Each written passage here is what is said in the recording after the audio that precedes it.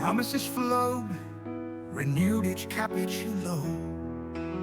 From deity bestowed through the Bengalora.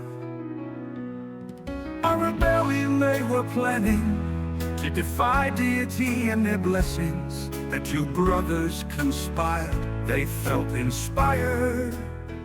Deity promised Zacharias that he and his descendants would know the keepers of their souls through the manifestation of the aura. What became clear over the ensuing years and generations was that the aura is the physical manifestation of a woman's soul, visible only to the man whose soul recognizes it has found its missing half. A man will see the aura because his soul sees its image. Once he has seen the future home of his soul, the vision dissipates to the realm of memory. Perhaps that is what inspires the sons of Zacharias to record with such accuracy the vision of the aura. Jonathan Tethys Zacharian, Capitulo 83. Over the next month, Jasmine felt like she had found paradise. Dominic was extremely pleasant to work with. He helped her apply for a passport, paying all the fees, even paying extra to expedite it. When she asked if it was necessary, he replied, "I sometimes like to travel impulsively. I would rather pay extra and not need the passport than pay for it to come slowly and be unable to travel with you when the need arises."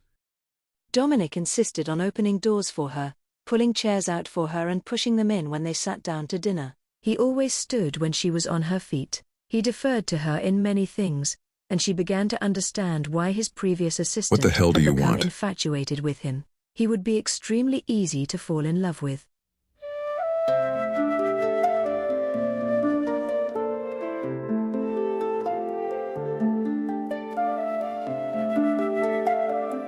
Helix and Alondra were a wonderful couple, clearly devoted to each other. They treated Jasmine like she was the lady of the house rather than just another employee. When Dominic was writing, they consulted her on matters regarding the decoration of the guest suite, or landscaping, or preferences for times and types of meals. About a week after she began the job, she and Alondra were outside picking blackberries while Dominic was deep in his writing. Alondra told her that they had a 23-year-old son living in their original country, doing what she called his acolyte year. It was a year, Helix explained, for the young men of their culture to learn about their history and religion. She and Dominic worked very well together and she enjoyed her work immensely. Often in the evenings, she would relax in the living room, and Dominic would put on soft instrumental music and relax with her. He had a television in the study but rarely watched it. He used it mostly to review VCR tapes of documentaries as research for his books. He wrote historical fiction, swashbuckling adventures of pirates and plunder in the Western Mediterranean. When she asked him about his target audience, he admitted that he had readers who enjoyed his books living in many countries, but that he wrote to please himself more than anything.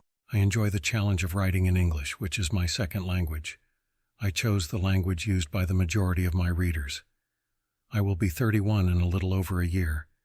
At that time, I have plans to do more serious, scholarly work, but for now I feel like indulging my desire to write fiction. He walked over to an immense map of the Mediterranean on his study wall. He touched the southern coast of Spain before tracing the islands just south of Barcelona. This is Estolia, He said, pointing to one of the islands. my home. Estolians around the world read and enjoy my work. He spoke lovingly about his nation. She learned during their evening discussions that his older brother was married, and he and his wife had a baby son. I am working to finish my latest novel so that we can visit Estolia in the next couple of months. He said one evening. My cousin Zeke recently married, and I am anxious to meet his new wife, Keterin. She was kidnapped last year and it took nearly 3 weeks to rescue her. I have heard she is a most delightful woman. She is already expecting their first child. I would like to visit before she gives birth.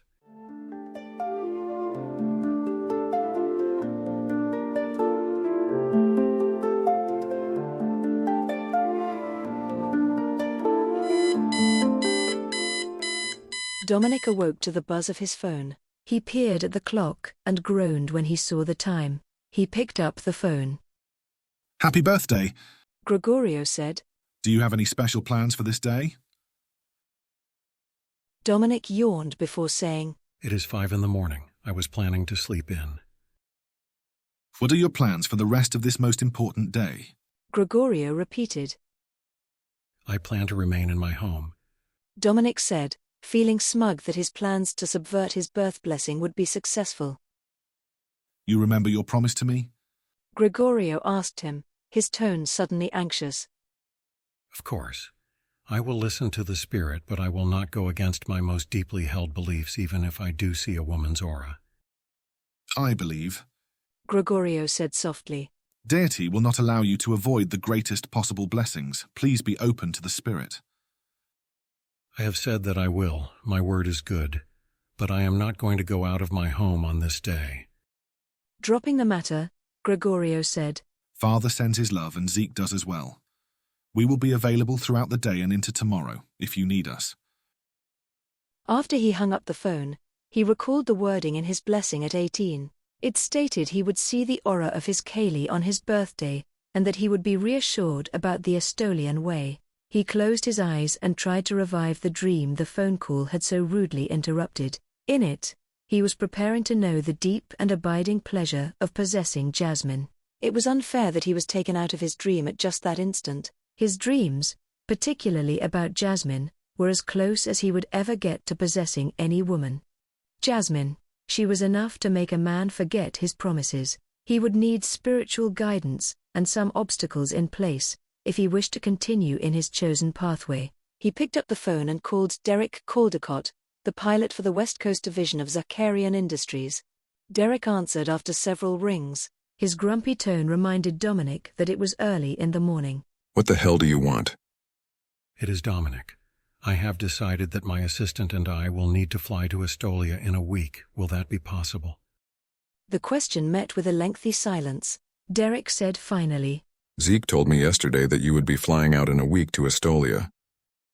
Dominic chuckled. I am never surprised by the insight expressed by the keeper of the soul of Estolia. He knows our minds better than we know them ourselves. Have you created a flight plan? Yes, as requested, we leave in a week. Our departure is 1 in the afternoon for a dawn arrival. Derek yawned before asking pointedly. May I go back to sleep now? Yes, Derek, and thank you. Dominic hung up the phone. After a deep sigh, he got out of bed. He had a sense that the day might be less straightforward than he had planned. Nothing was certain when Deity was involved. After showering, he glanced at the clock. Only an hour had passed since his brother's call. He stared at his reflection in the mirror, trying to see himself objectively. His hair was the color of platinum, nearly pure white. It made him feel as if he was invisible. He spent some time each day exercising in the lower level of his subterranean home, but he had to admit that he did not have the most toned body. He looked at his chest with thin wisps of nearly invisible hair making him look like he was not only out of shape but blurry as well. He felt the flesh next to his belly button and remembered something one of his college roommates used to say.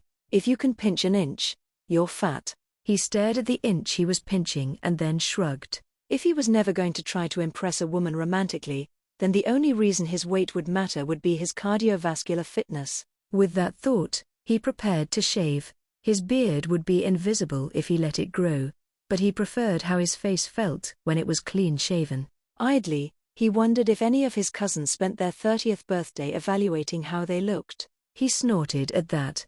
Of course they did not. They spent the morning of their birthday, if they could wrangle it, in bed with the woman who would keep their souls. As he left his room, he noticed the study door was slightly ajar. He pushed it open fully, and had to pause to blink at the brilliance of the morning sun shining into his study. It took a second or two before he remembered that the study, like his entire dwelling, was subterranean. In fact, it was still pre-dawn, so it could not be sunshine. It was Jasmine. The impact of her aura hit him, bringing back all of his youthful fears about the actions of his otherwise honorable ancestors. When he thought back over the 6 weeks he had known her, it was clear that Deity was preparing him to accept her as the one woman who could keep his soul. He told himself resolutely that he could ignore her aura. He did not have to act on it. He laughed inwardly at himself. He could no more ignore that radiant glow than he could ignore the promise he made to his brother. He would proceed cautiously and pray for strength from deity to keep her wants and needs at the forefront of his mind. He would not seduce her. He turned away from Jasmine and poured himself a cup of coffee. Every nerve in his body urged him to face her, to drink in the image of her entire body enhanced by the glory of her aura. Now she was no longer just pretty, but was instead a vision of loveliness. He took his time preparing his coffee,